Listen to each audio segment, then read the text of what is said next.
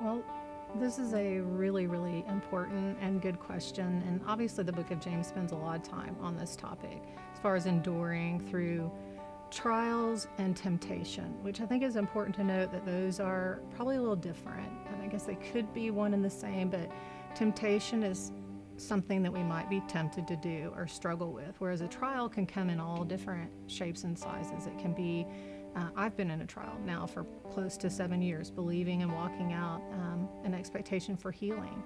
And my trial, my personal trial, could lend itself to me to give up on that. So, how do I persevere through that? So, I've sought the Lord personally on this. And the first thing that James addresses is we persevere joyfully, which is completely counterintuitive to the way our natural mind thinks. It's not fun to have physical pain in your body or the loss of a loved one or a job loss or whatever it may be. That's not fun. That usually doesn't make us happy. But what James is speaking to is joy that comes from knowing the grace of God is continually towards me.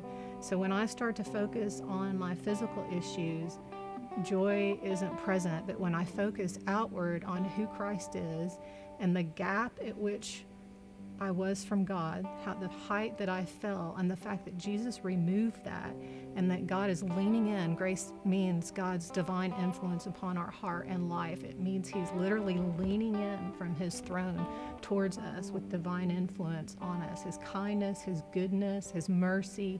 And when my heart is on that, how can I not be joyful? And I've learned to make that my truest reality, that anything else is just a circumstance, but the truest reality is God's grace towards me and the magnitude of that grace. James also touches on standing firm. So what do we stand firm in? We stand firm in the gospel of Christ Jesus and the gospel of peace. In Ephesians 6, it teaches us that the Roman soldiers' shoes would have been shod with spikes, if you will, kind of like golf shoes or soccer shoes in Western culture. And that helps a person stand firm when something's coming against you and pushing against you. So James encourages us to stand firm, stay in position to receive from the Father in the gospel of Jesus Christ.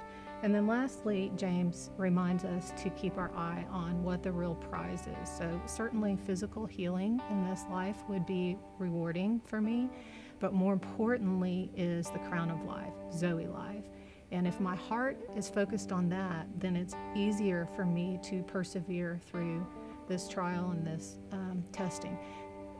Temptation, I'll touch on that real quickly. If it's temptation, I'm not sure we need to stay put in that temptation. Sometimes we just need to flee from it. So I think it's good to keep a discernment between trial and temptation when we're looking at how James addresses persevering.